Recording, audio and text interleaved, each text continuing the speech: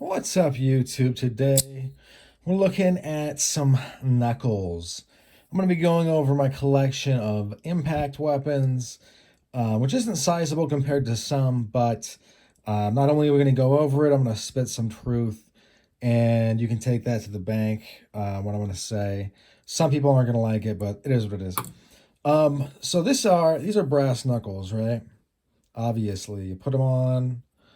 That braces against, basically lines up straight with the bones of your arm. Let me back. Oh, I can't. Oh, wow. It allows you to punch somebody, and this will like seriously hurt somebody, to the point where plastic knuckles exist. Acrylic knuckles are a little bit softer, but softer. But the thing is that these are going to have a little bit of give to them where these will not. Not only can you get these through things like metal detectors, but I would feel much more comfortable punching someone with these because I would know I'm not going to perhaps kill them. Um, I mean, that is the real truth. I mentioned this a lot on my channel because there are so many fakers on YouTube reviewing knives, but I am not only am I a former Marine machine gunner who has served in combat, I am also a secondarily black belt, and I have been since I was like 10. So I am very familiar with this kind of stuff. I've worked crowd control for years and years and years.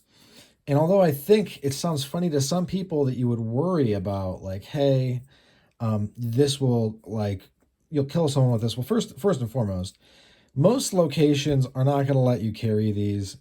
Even with a CCW permit, it's dicey at best.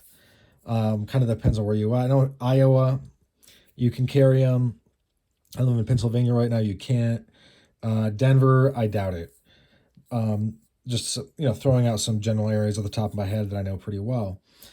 Other reasons to have these are, say you are in a parking lot, someone run like there's fighting going on, someone decides I'm not so tough, they run and lock themselves in the car. You can punch out a window with this really easily.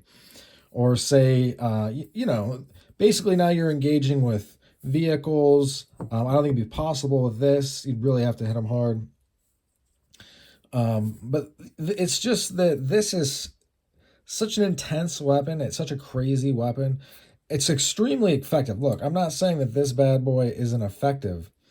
What I'm saying is that when you get to court, everyone knows what brass knuckles are. Everybody associates them with thuggery and hooliganism, and that is not going to go well for you. What's interesting is whereas these are illegal in Pennsylvania, even with a permit, I can carry this just fine. So you also then get into the legalities and the practicalities of weapons. If I went to court for stabbing someone to death with this, I feel like I could defend myself pretty well. I mean, you're either righteous or you're not. But you carry one of these, I mean, even if you're 100% righteous and you stop a mass shooting with one, I guarantee you're going to catch a charge. And it might be a felony here in Pennsylvania. I suggest everyone go read the laws in their state. But in Pennsylvania, 90-day mandatory minimum. I'm pretty sure it's a mandatory minimum. Although I'm sure if you're rich, they'll waive it. In jail, in county, for any type of weapon infraction. So that's something to think about. That's not a joke. You know what I mean? Just something to think about. If you are to carry these guys, I would then also very much suggest, and I'm telling you that you should not carry these, okay?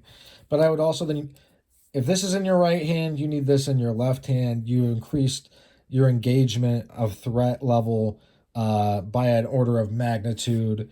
You can keep a whole crowd at bay. And, I mean, you might not even need to use this on somebody if you just mace people. So just think, I would caution against it again. Carrying these guys, not good.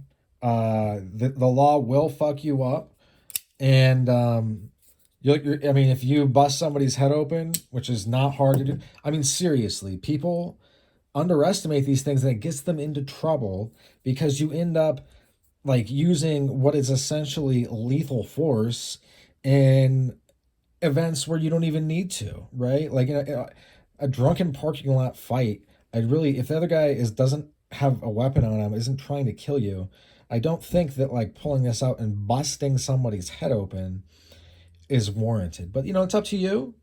You want to do crazy stuff? Just know that jail sucks. I've not been there. I spent a night or two in county for being drunk, but you just gotta know, man. You gotta know what you're doing, and this I would pass on this one. But anyway, thanks for sticking with me. I hope this helps you make a decision. If you do want to pick stuff up like this, you can find them on eBay sometimes. Also, Etsy is a great place. You can get a bunch of designs on Etsy. The acrylic ones are very nice looking. They got all kinds of stuff. Also, trench knives, obviously. The World War II ones where they had this, basically this attached to this. But anyway, catch you guys later. That's all she wrote for this one. Have a good one.